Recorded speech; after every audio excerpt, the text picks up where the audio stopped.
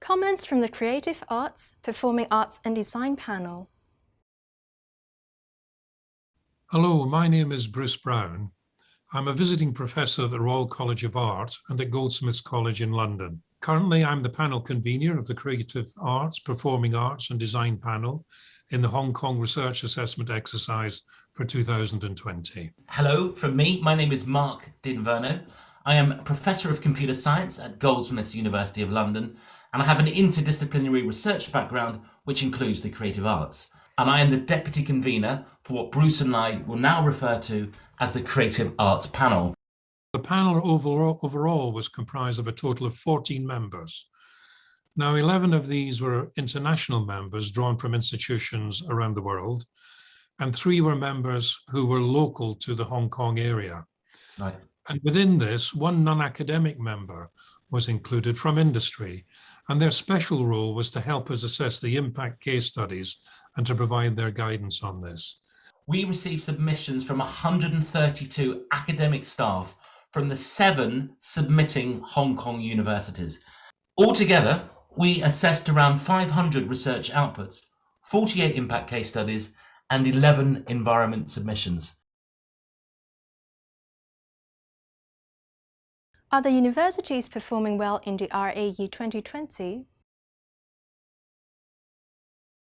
Although it is not always possible to make direct comparisons between successive assessment exercises, it is reasonable, however, to say that in 2014, all of the research submitted generated a profile in which 38% was considered to be world-leading and internationally excellent. And in 2020, the percentage was 59% considered to be world-leading and internationally excellent. And I would say that in our estimation, that is a very considerable improvement that needs to be noted. And members of the Creative Arts panel spoke very clearly about how the stronger units in Hong Kong stood out as global centres of innovation and clearly demonstrated the capacity to anticipate changing research imperatives.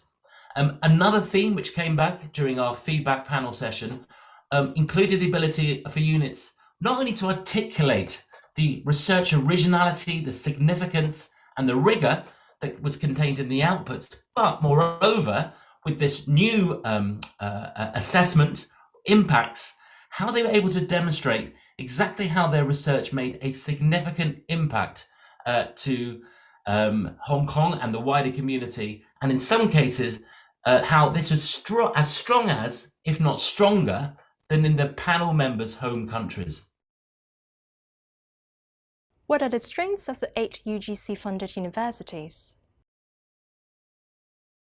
It's also worth saying that some of the submitting units were seen as very strong internationally, both in terms of their awareness of other international research and contributing significantly to the international research landscape. And I think the overall view of the panel, there is evidence of a vital environment for creative arts and performing arts and design in Hong Kong with a commendable level of international collaboration. Essentially, the research environment is supporting creativity and innovation in Hong Kong in both a robust and a vibrant fashion. And I think it might be also worthwhile just adding that this environment is providing good support for early career researchers who will go on to be the next generation of talented researchers who will be based in Hong Kong, which is a very important future projection.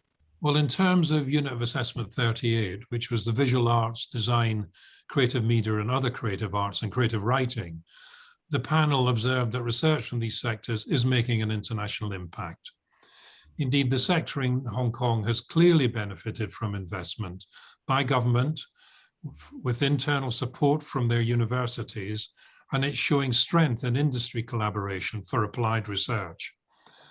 There is clear evidence of a vibrant research environment for the creative and performing arts and design sector with a commendable level of international collaboration. And similar story coming from our other unit of assessment, 39, Music and Performing Arts. The panel were impressed with the calibre of many of the submissions, many of which were examples of Western musicology, which dealing primarily with Western composers' compositions and historical analysis. But there were many examples of Chinese-related music scholarship too, and they were seen as extraordinary in terms of their scholarship and rigor. And the panel also found that in many of the contemporary compositions which are submitted to this unit of assessment, that they demonstrated excellent quality. Although there were variations in the relative maturity of research environments between universities, overall these demonstrated that the infrastructure and support mechanisms within Hong Kong universities were appropriate to enable, nurture and support research at a high level. Indeed, the research culture in Hong Kong has shown vigorous development over the last 5 years.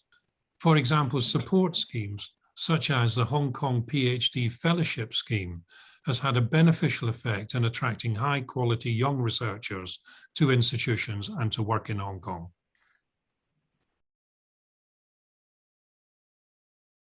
How could the universities strive for further excellence?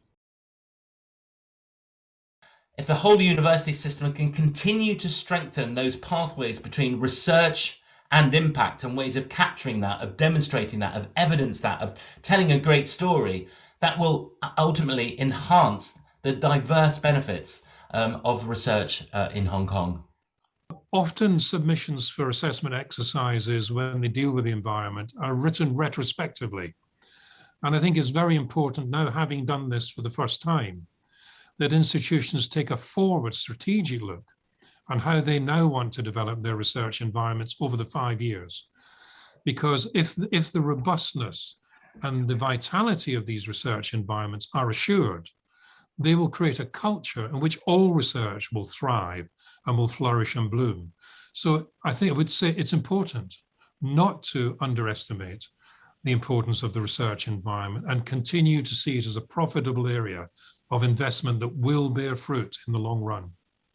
I think that's right, Bruce. And with that investment, we'll continue to see the creative arts, the performing arts and design in Hong Kong as an international hub of excellence, demonstrating the criticality of those disciplines in the research landscape more generally.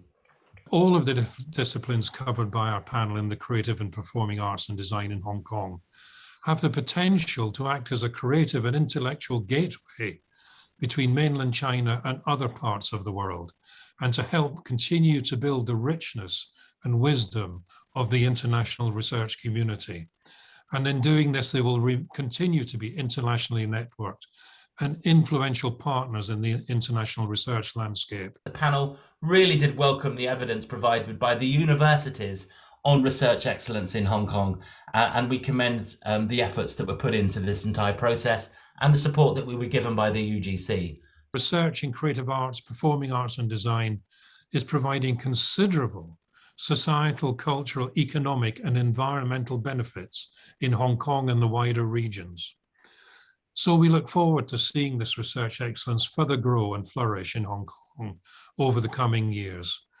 And finally, we would like to thank all of those institutions and researchers who engaged with this process of assessment and provided us with not only with the documentation that enabled us to do our job well on their behalf, but also to have an insight to the richness and vitality of research in Hong Kong. So thank you to everybody.